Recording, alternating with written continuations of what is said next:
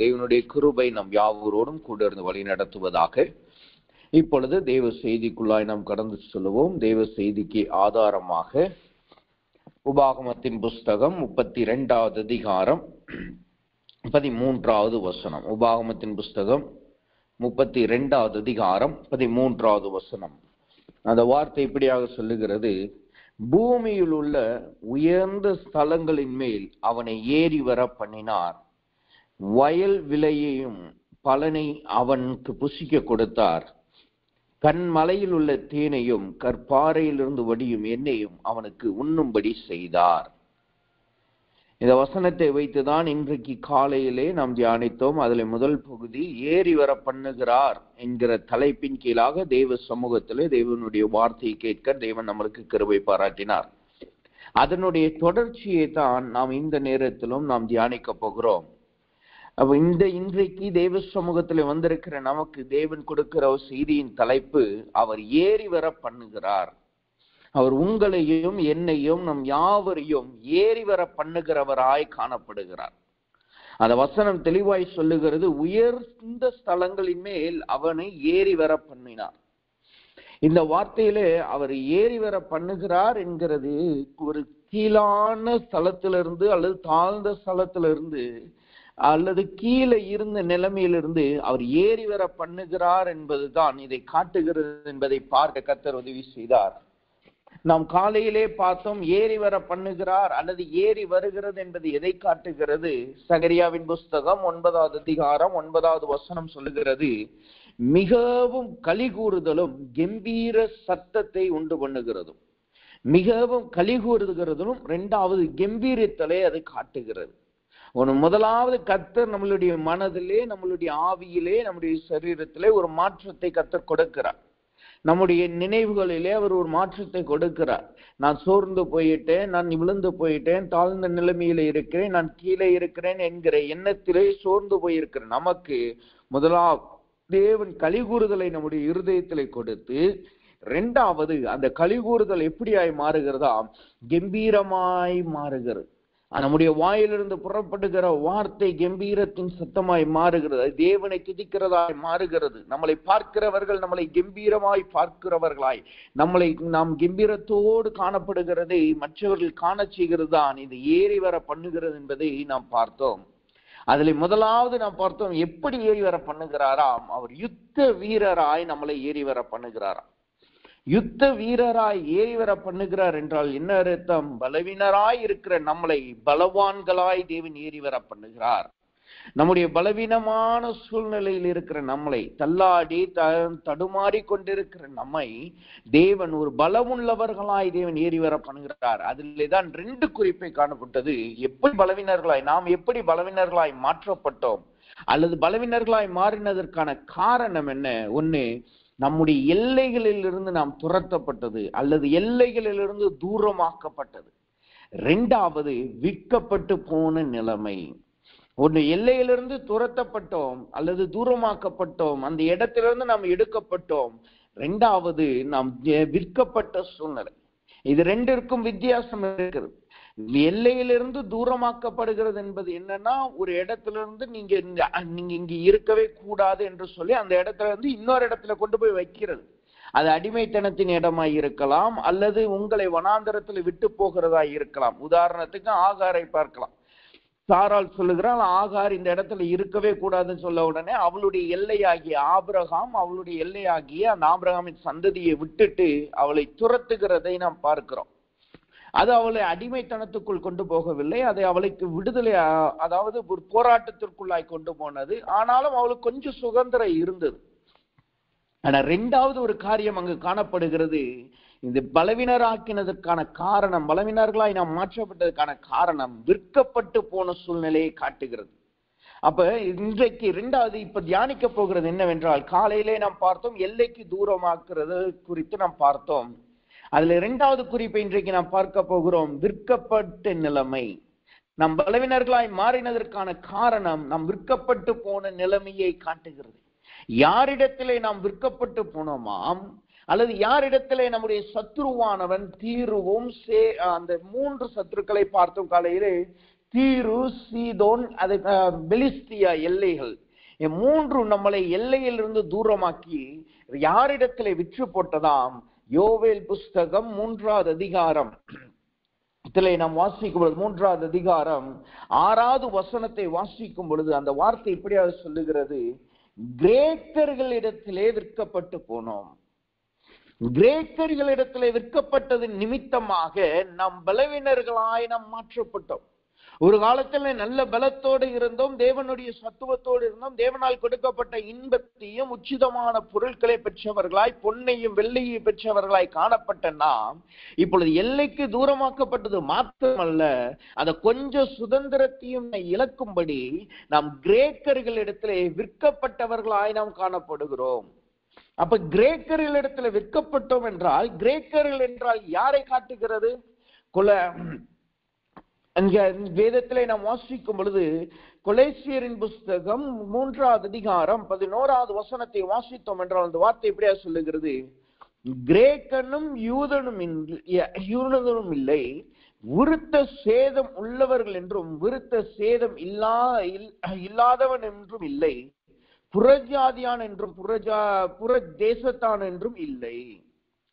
இங்க நாம் பார்க்கிறோம், கிரேக்கர் என்பதை யாரோடு ஒப்பிடப்படுகிறார்கள்? அவர்கள் புறஜாதியார் அல்லது விருத்த சேதனம் இல்லாத ஜனத்தை காட்டுகிறது. தேவனால் தெரிந்து கொள்ளப்படாத, தேவனால் விடுதலையாக்கப்படாத, தேவனால் கட்டவிழ்க்கப்படாத அந்த ஜனத்தினிடத்திலே நாம் ஒப்புவிக்கப்படுகிறது, விற்கப்படுகிறது தான். அங்கதான் நாம் விற்கப்படுகிறோம். அதனாலதான் நாம் பலவீனர்களாய் மாற்றப்பட்டது இந்த வசனம் நம்மளுக்கு சுட்டி காட்டுகிறது. நாம் தேவனிடத்திலிருந்து ஆசீர்வாதத்தை பெற்றோம், நாம் தேவனுக்காய் வேறு பிரிக்கப்பட்டோம், தேவனுக்காய் தேவன் நம்மளை அழைத்திருக்கிறார், அவருடைய ரட்சிப்பை கொடுத்திருக்கிறார்.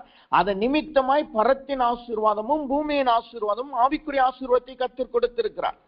ஆனா இந்த 3 கிரியைகள் வந்து நம்மளை எல்லைக்கு தூரமாக்கி நம்மளை பலவீனர்களாய் மாற்றி அப்படியே நம்மளை புறஜாதியாரிடத்திலே விற்று போட்டதை நாம் பார்க்க முடிகிறது. நீங்க வேதத்திலே பார்த்தீர்கள் என்றால், எப்பொழுதெல்லாம் இஸ்ரவேல் ஜனங்கள் தேவனுக்கு விரோதமாய் பாவம் செய்கிறார்களோ அப்பொழுது கர்த்தர் அவர்களை புறஜாதியார்களிடத்தின் கையிலே ஒப்பு கொடுக்கிறதை நாம் பார்க்கிறோம். ஆனால் இங்கு வசனம் சொல்லுகிறது, சத்துருவானவன் நம்மளை பிடுங்கி நம்மளை புறஜாதியாரின் இடத்திலே ஒப்பு கொடுக்கிறதை காட்டுகிறது. அப்ப இங்க வசனம் சொல்லுகிறது, கிரேக்கர் இடத்திலே நாம் விற்று போட்டோம். அப்ப கிரேக்கர் இடத்துல விற்று போட வேண்டும். கிரேக்கர் என்பது புறஜாதியாரை காட்டுகிறது, அல்லது விருத்த சேதனம் இல்லாத, உடன்படிக்கை இல்லாத, வேறுபாட்டின் ஜீவியம் இல்லாத ஜனத்தை காட்டுகிறது. அவர்களுக்கு வலதுகைக்கும் இடதுகைக்கும் வித்தியாசம் தெரியாத ஜனங்களாயிருந்தார்கள். அப்படிப்பட்ட ஜனங்களிடத்திலேயே தேவனால் இந்த மண்ட சுராசனங்களை உண்டு பண்ணின ஜனம், தேவனுடைய ஜனம் அங்கு அவர்களுக்கு கையிலே விற்கப்பட்டதை பார்க்கிறோம். அப்ப விற்கப்படுதல் என்பது எதை காட்டுகிறது? விற்கப்படுதல் என்பது எஸ்தர் புஸ்தகம் 7வது அதிகாரம் 4வது வசனத்தை வாசிக்கும் பொழுது, எஸ்தர் புஸ்தகம் 7வது அதிகாரம் 4வது வசனத்தை வாசிக்கும் பொழுது விற்கப்படுகிறதுக்கான அர்த்தத்தை அந்த வசனம் சுட்டி காட்டுகிறது. அந்த வார்த்தை இப்படியா சொல்லுகிறது, எங்களை அழித்து கொன்று நிர்மூலமாக்கும்படி நானும் என் ஜனங்களும் விற்கப்பட்டோம், அடிமைகளாகவும் வெள்ளாட்டுகளாகவும் விற்கப்பட்டு போனாலும் நான் மௌனமாயிருப்பேன். விற்கப்படுதல் என்பது எதை காட்டுகிறது? அல்லது விற்கப்படுதல் என்பது என்ன அர்த்தமாம்? முதலாவது, அது அழித்து கொன்று நிர்மூலமாக்கப்படுகிற சூழ்நிலை. நம்முடைய சத்துவங்கள் எல்லாவற்றையும் அழிக்கப்பட்ட சூழ்நிலை, நம்மளிடத்திலிருந்த எல்லா பலன்கள் அளிக்கப்பட்ட சூழ்நிலை, நம்மளிடத்துல இருந்த எல்லா நம்பிக்கைகள், உறுதிகள், தேவனிடத்திலிருந்து வைத்திருந்த வாஞ்சை, இவைகள் எல்லாவற்றையும் நிர்மூலமாக்கப்பட்ட சூழ்நிலை. அந்த வசனத்திலேயே சொல்லுவாங்க, அழித்து கொன்று நிர்மூலமாக்கும்படி. 3 வார்த்தைகளும் 3 நிலைமைகளின் அழிவை காட்டுகிறது. முதலாவது அழித்து, 2வது இருக்கிற ஜீவியத்தை கொன்று, 3வது அந்த அடையாளமே இல்லாமல், நான் இப்படிப்பட்டவன், என்னுடைய அடையாளம் இதுதான் என்கிற அந்த அடையாளம் இல்லாமல் நம்மளை நிர்மூலமாக்கி போடுகிறது தான். அதைத்தான் இந்த வசனம் சொல்லுகிறது. விற்கப்பட்ட நிலைமையை முதலாவது காட்டுகிறது. 2வது, விற்கப்படுதல் என்பது என்ன அர்த்தமாம்? அடிமைகளாக்கப்பட்டது. அடிமைகளாய் நாம் விற்கப்பட்டது. முதலாவது நம்முடைய அடையாளங்கள் அழிக்கப்படுகிறது, நம்முடைய பலன்கள் உருவப்பட்டு போகிறது, நம்மளுடைய சத்துவங்கள் எல்லாம் நிர்மூலமாக்கப்படுகிறது. நம்முடைய அடையாளங்கள் நான் தேவனுடைய மனுஷன், நான் தேவனுடைய பிள்ளை, எனக்கு சகல அதிகாரம் கர்த்தர் கொடுத்திருக்கிறார், அவருடைய நாமத்திலே நான் சகலத்தையும் ஜெயிக்க முடியும் என்கிற அடையாளம் நம்மளை விட்டு நாம் மறந்து போனவர்களாய், நம்மளிடம் விட்டு எடுக்கப்பட்டதாய் காணப்படுகிறது. இரண்டாவது, நாம் அடிமைகளாக்கப்படுகிறோம். இன்றைக்கு அநேக தேவ பிள்ளைகள் சரி, கிறிஸ்தவரும் சரி, இப்படிதான் காணப்படுகிறார். அவர்கள் தங்களுடைய உண்மையான அடையாளத்தை மறந்து போனவர்களாய் காணப்படுகிறார்கள். எந்த சூழ்நிலையிலிருந்து கர்த்தர் அவர்களை அழைத்தார், எப்படிப்பட்ட சௌக்கியத்தை கொடுத்திருக்கிறார், எப்படிப்பட்ட அதிகாரத்தை கொடுத்திருக்கிறார், எப்படிப்பட்ட வல்லமைகள் அவர்களிடத்தில் இருக்கு, யாருடைய பிள்ளைகள் என்பதை அவர்கள் மறந்து போனவர்களாய் காணப்படுகிறார்கள். நான் இருக்கிற தேசத்துல நீங்கள் வந்து பார்த்தீர்கள் என்றால், இங்கு கிறிஸ்தவர்கள் என்று சொல்லியே 2 குரூப் காணப்படுகிறது. அந்த 2 குரூப்லயும் அநேகர் நீங்க பாத்தீங்கன்னா கிறிஸ்தவர்களுடைய பெயர் தான் வைத்திருப்பார்கள், வேதத்துல சொல்லப்பட்டுள்ள பெயர் தான் வைத்திருப்பார்கள். பஸ்ல எல்லாம் பாத்தீங்கன்னா நல்ல வேதத்துடைய பெயர்கள் தான் இருக்கும். ஆனா அவர்களுடைய ஜீவியத்தை நீங்க பாத்தீங்கன்னா ஃபுல் அண்ட் ஃபுல் எல்லாமே ஆல்கஹாலுக்கு அடிமையானது, மதுக்கு அடிமையாகிறது, அல்லது சபைக்கே போகாதது, வேதத்தை வாசித்ததற்கான அடையாளமே இல்லாதவர்களாய் காணப்படுவார்கள். ஆனா அவர்கள் பெயர் கிறிஸ்தவ பெயர், நாடு கிறிஸ்தவ நாடு. ஆனால் அவர்களுடைய சொந்த அடையாளம், அவர்களுடைய ரட்சிப்பின் நோக்கம், அவர்கள் கர்த்தர் எப்படி ரட்சித்தார் அல்லது ஏன் ரட்சித்தார், இந்த எந்த ஒரு அடையாளமும் அவர்களிடத்திலே காணப்படாது. அவர்கள் வெளியரங்கமாய் பார்க்க வேணும் என்றால் கிறிஸ்தவர்கள் என்று இருக்கலாம், ஆவிக்குறை அடையாளம் அவர்களிடத்திலே காணப்படாது. இது அநேக தேவ பிள்ளைகள் என்கிற சபையிலே காணப்படுகிறவர்கள் கூட நான் சொல்லுகிறேன். இங்க இருக்கிற அநேக சபைகளும் அப்படித்தான் காணப்படுகிறது. அநேக போதகர்கள் அப்படித்தான் காணப்படுகிறார்கள். அவர்கள் ஞாயிற்றுக்கிழமை ஒரு பிசினஸ் மாதிரி, ஏதோ ஒரு டியூட்டி மாதிரி ஞாயிற்றுக்கிழமை காலையில பிரசங்கம் பண்ணுவார்கள், அவ்வளவுதான். மீதி இருக்கிற நாட்களிலே விசுவாசிகளை பார்க்கிறதோ அல்லது அவர்களுக்காய் தனி ஜெபம் வைக்கிறதோ எதுவுமே இருக்காது அங்கு. அவர்கள் தங்களுடைய குடும்பத்திற்காய் தங்கள் வேலைக்கு செல்கிறவர்களாய் காணப்படுவார்கள். நான் வேலை சென்று கொண்டு ஊழிய செய்கிறது தவறு என்று சொல்லவில்லை. ஆனால் தேவனால் கொடுக்கப்பட்ட ஆத்துமாவுக்காய் அவர்கள் உட்கார்ந்து ஜெபிக்கிறது, அந்த காரியங்கள் எதுவுமே இங்கே இருக்காது. இதுதான் அடையாளத்தை இழந்து போன நிலைமை. வெளியிலே பார்க்க அவர்கள் கிறிஸ்தவர்கள், ஆனா உண்மையான ஜீவியத்தின் அடையாளம் மறந்து போய் காணப்படுகிறது. இது எதை காட்டுகிறது? இது விற்கப்பட்டு போன சூழ்நிலையை காட்டுகிறது. அப்ப கர்த்தர் சொல்லுகிறார், நாம் பலவீனமானதற்கான காரணம் என்ன? நம்மளுடைய அடையாளத்தை நாம் மறந்து போனதும், 2வது அடிமைகளாக்கப்பட்டதும் நிலைமைதான். அப்ப இன்றைக்கு நாம் யோசித்து பார்ப்போம், நிதானித்து பார்ப்போமாக, நம்முடைய ஜீவியம் இன்றைக்கு எப்படி காணப்படுகிறது? நாம் கர்த்தர் நம்மளுக்கு கொடுத்த அடையாளத்தோடு நாம் காணப்படுகிறோமா? கர்த்தரால் கொடுக்கப்பட்ட முத்திரை நம்மளிடத்துல இருக்கா? நம்மளது வாழ்க்கையில ஒரு போராட்டம் வரும்போது, பிரச்சனை வரும் பொழுது, பாடுகள் வரும் பொழுது, என்னால் இவைகளை மேற்கொள்ள முடியும் என்கிற தேவனுக்குள்ளான வைராக்கியம் நம்மளிடத்துல இருக்கா? நான் ஜெபித்தா கர்த்தர் எனக்கு கிரியை செய்ய வல்லவராய் இருக்கிறார் என்கிற நம்மளால் சொல்ல முடியுமா? வேதத்திலே ஒரு தீர்க்கதரிசியை பார்க்கிறோம்.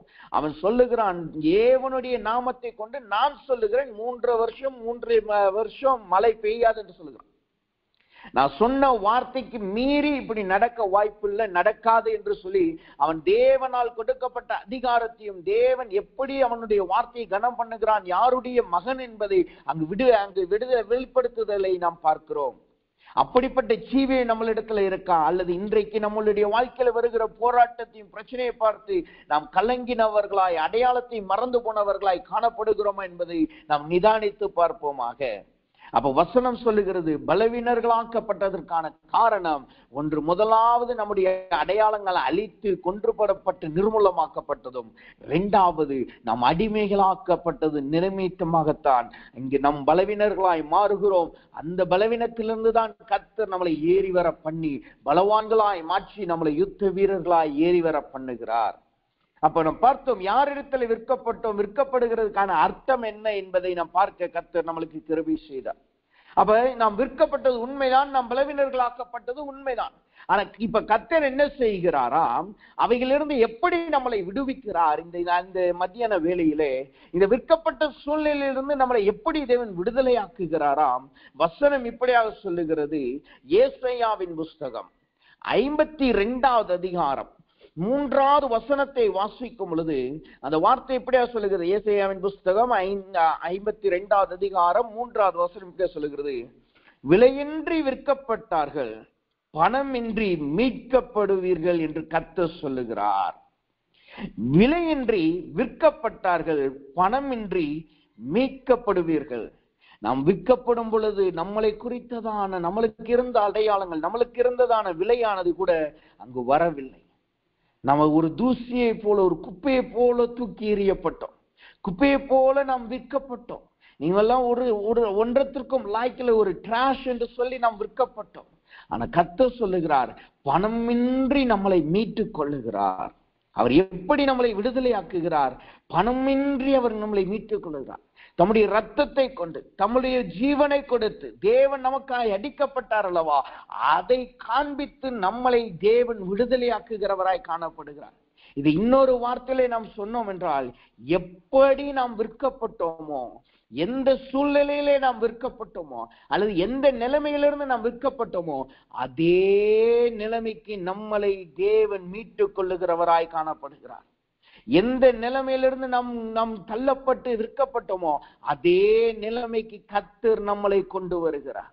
எந்த சூழ்நிலையிலிருந்து நாம் தள்ளப்பட்டோமோ, அதே நிலைமைக்கு நம்மளை மீண்டும் கர்த்தர் எழுப்பி அதே இடத்திலே நிற்க வைக்கிறார்.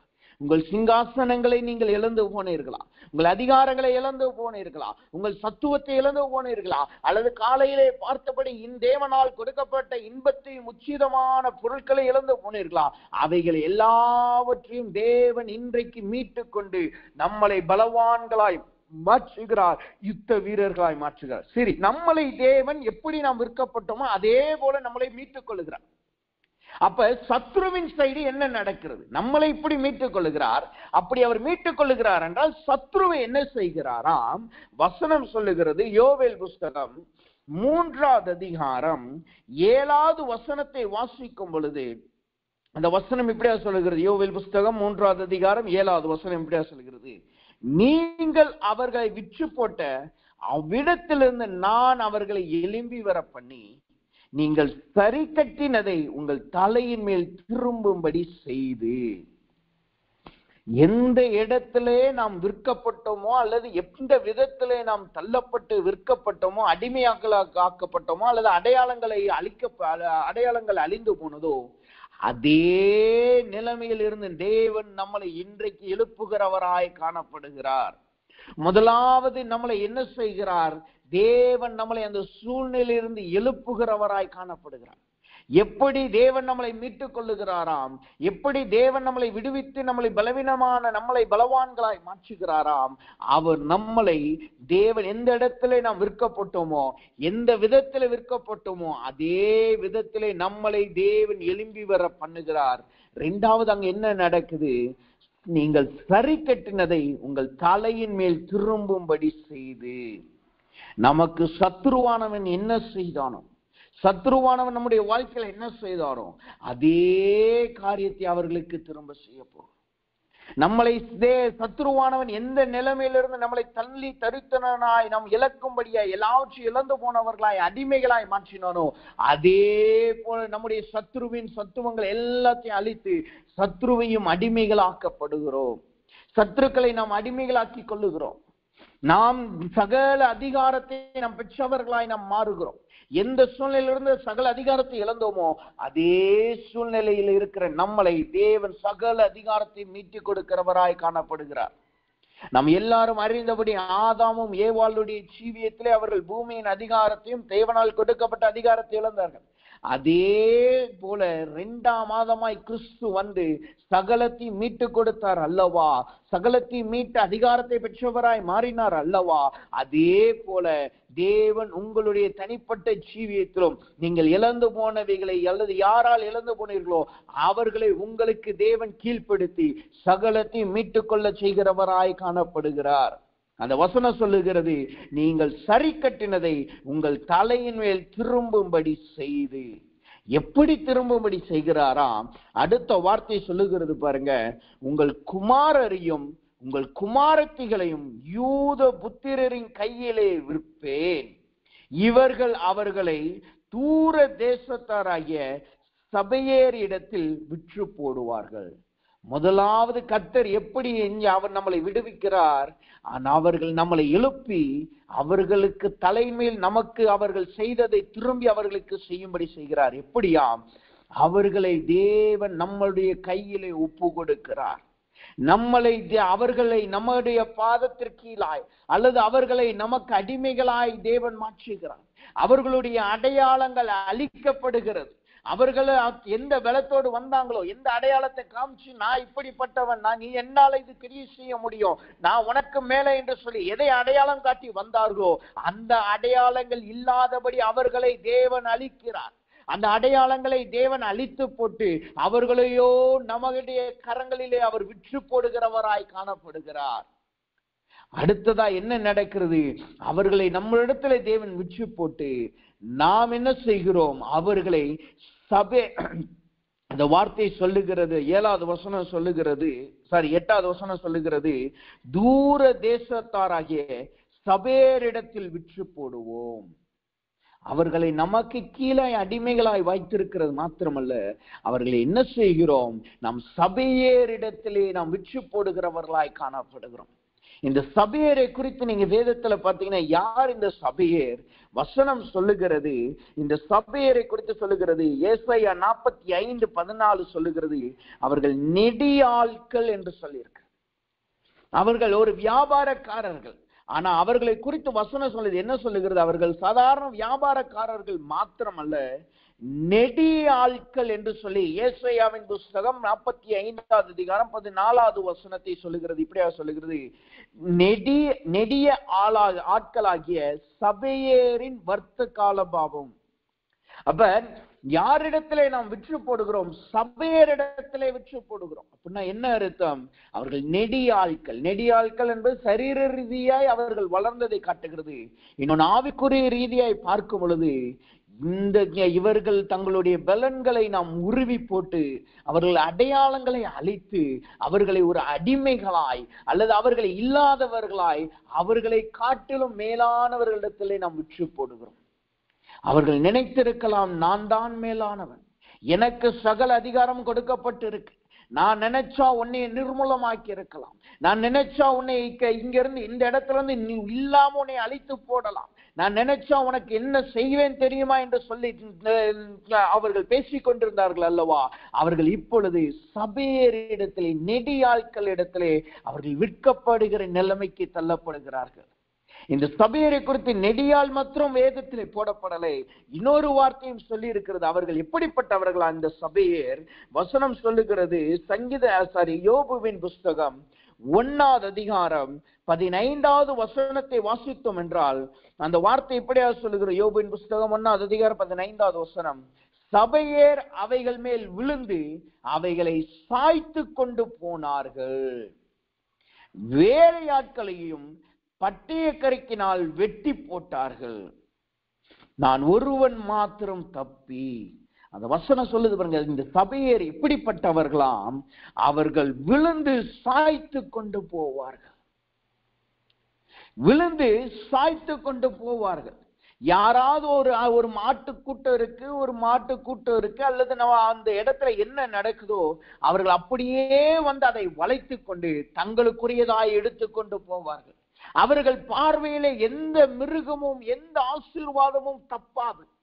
இந்த சபையர் என்பவர்களை குறித்துதான் யோபுவிலே பார்க்கிறோம். இவர்கள் தான் யோபுவினுடைய எருதையும் கழுதையையும் சாய்த்து கொண்டு போனவர்கள் இந்த சபையர் தான்.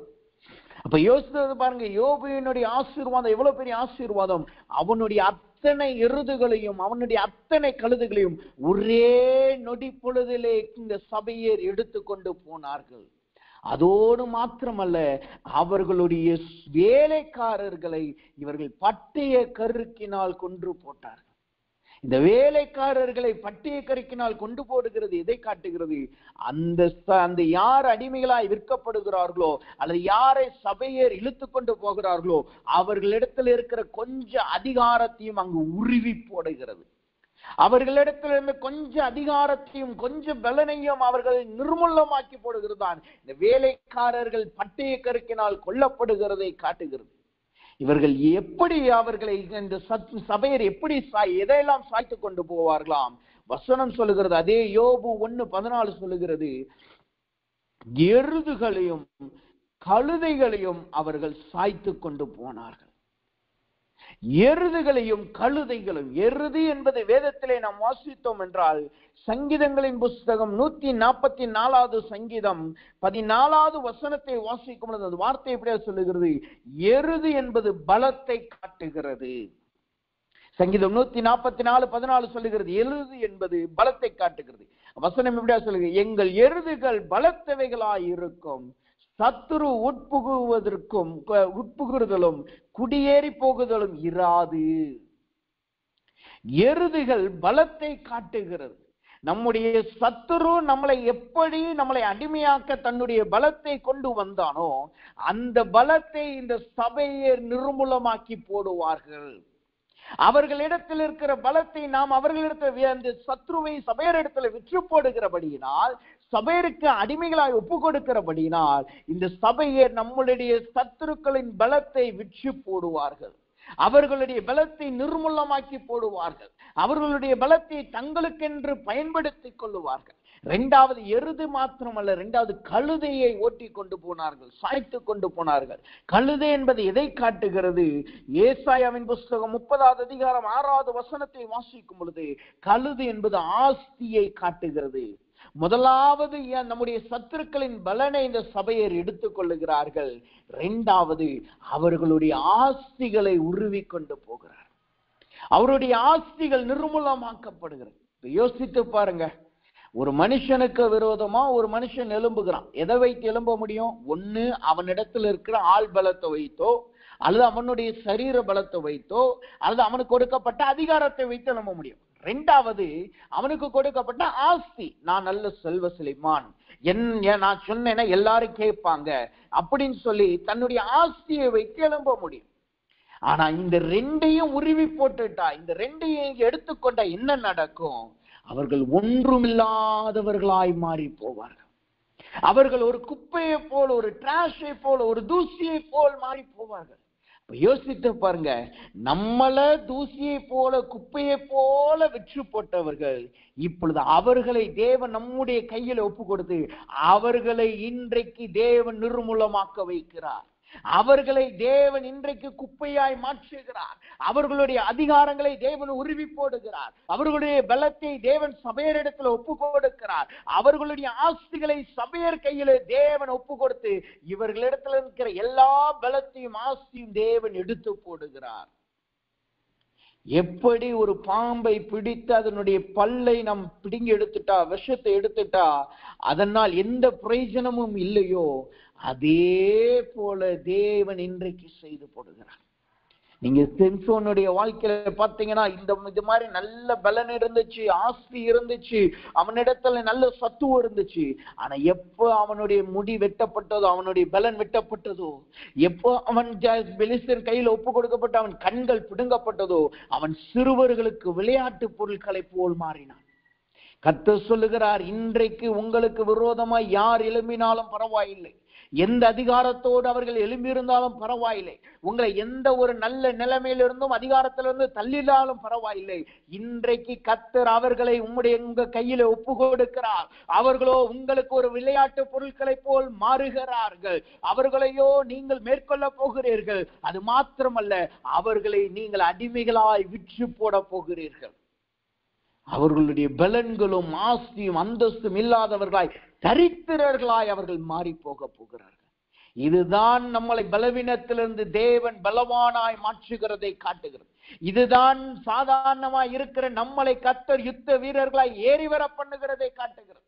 அப்ப தேவ சமூகத்திலே வந்திருக்கிற நாம், நம்மளுடைய நிலைமை எதுவாய் இருந்தாலும் சரி, கர்த்தர் இன்றைக்கு அவர் நம்மளை ஏறி வர பண்ணுகிறார். நம்மளை பலவீனத்திலிருந்து நம்மளை ஏறி வர பண்ணுகிறார். நம்ம அடையாளத்தை இழந்து போன சூழ்நிலிருந்து நம்மளை ஏறி வர பண்ணுகிறார். நம்மளுடைய போராட்டத்திலிருந்து நம்மளை ஏறி வர பண்ணுகிறார். நம்மளை அடிமையாக்கின ஒடுக்கின சத்துருக்களை மிதித்து ஒன்றுமில்லாமல் மாற்றும்படி நம்மளை ஏறி வர பண்ணுகிறார். அப்ப தெய்வ சமூகத்துல வந்திருக்கிற நாம் இப்பொழுது கண்களை மூடுவோமாக, எல்லாரும் தெய்வ சமூகத்துல ஒப்பு கொடுப்போமாக. இங்கு ஒரு காரியத்தை நான் சொல்ல விருப்பப்படுகிறேன். தேவன் திரும்ப திரும்ப அதை நினைவூட்டுகிறபடினால் அதை நான் சொல்லி தேவ சமூகத்துக்குள்ளாய் ஜெபத்திற்குள்ளாய் நாம் கடந்து போவோமாக. வசனம் இப்படியாக சொல்லுகிறது, இந்த கிரேக்கர்களிடத்துல யார் விற்கப்பட்டு போவார்களா? வசனம் சொல்லுது, சகரியாவின் புஸ்தகம் 9வது அதிகாரம் 13வது வசனத்தை வாசிக்கும் பொழுது அந்த வார்த்தை இப்படியாக சொல்லுகிறது. சகரியாவின் புஸ்தகம் 9வது அதிகாரம் 13வது வசனம். அந்த வார்த்தை இப்படியாக சொல்லுகிறது, அவருங்க சீயோன் புத்திரரே, அந்த வசனத்தை வாசிக்கிறேன். சீயோனே, உன் புத்திரரை கிரேக்க தேசத்து புத்திரருக்கு விரோதமாக எழுப்பி உன்னை பராக்கிரமசாலியின் பட்டயத்துக்கு ஒப்பாக்குவேன். இங்க 2 காரியத்தை பார்க்கிறோம். ஒன்னு, கர்த்தர் புத்திரரை கிரேக்க புத்திரருக்கு விரோதமாய் மாற்றுகிறார். அப்ப இந்த கிரேக்க புத்திரரிடத்துல யார் விற்கப்படுகிறார்கள்? அது சீயோன் புத்திரர்கள். அது இன்னொரு வார்த்தையில பார்த்தோம் என்றால், நம்முடைய குடும்பத்திலே, நம்முடைய வாழ்க்கையிலே காணப்படுகிற நம்முடைய சந்ததியார், நம்முடைய பிள்ளைகளை காட்டுகிறது. அவர்கள் அடிமைகளாய் விற்கப்படுகிற சூழ்நிலையை காட்டுகிறது. அப்ப இன்றைக்கு தேவ சமூகத்துல வந்திருக்கிற நாம், நம்முடைய பிள்ளைகளுடைய ஜீவியம் எப்படி இருக்கு? அவர்கள் ஏதோ ஒரு போராட்டத்துல மாட்டிக்கொண்டவர்களாய் இருக்கிறார்களா? அவர்கள் தங்களுடைய அடையாளத்தை மறந்து போனவர்களாய், தேவனுடைய பிள்ளைகள் என்பதை மறந்து போனவர்களாய், தேவனுடைய தொழுது கொள்ளுகிற தகப்பனும் தாய்க்கு பிறந்தவர்கள் என்பதை மறந்து போனவர்களாய், ஏதோ ஒரு போராட்டத்திலே மாட்டிக்கொண்டவர்களாய் காணப்படுகிறார்களா? ஏதோ ஒரு அடிமைத்தனத்திலே காணப்படுகிறார்களா? கர்த்தர் சொல்லுகிறார், இன்றைக்கு உங்கள் புத்திரரை கிரேக்க புத்திரருக்கு விரோதமாய் தேவன் எழுப்புகிறார். உங்களுடைய பிள்ளைகளின் அடிமைத்தனங்கள், போராட்டங்கள் இன்றோடு மாறுகிறது. உங்களுடைய பிள்ளைகளை அடிமைத்தனம் பண்ணி கொண்டிருந்த எல்லா கிரேக்கர்களை தேவன் இன்றைக்கு நிர்மூலமாக்குகிறார். உங்களுடைய பிள்ளைகளோ, உங்களுடைய சந்ததியோ சகல அதிகாரம் கொண்டவர்களாய் ஏறி வரப்போகிறார்கள். அவர்கள் எப்படி ஏறி வரப்போகிறார்களா? அந்த வசனம் சொல்லுது பாருங்க, சகரியா 9:13 கடைசி வார்த்தை, உன்னை பராக்கிரமசாலியின் பட்டயத்துக்கு ஒப்பாக்குவேன். அவர்கள் சாதாரண யுத்த வீரர்களாய் எழும்பி வரப்போகிறது அல்ல. தேவன் அவர்களை பராக்கிரமசாலியாய் மாற்றுகிறார்.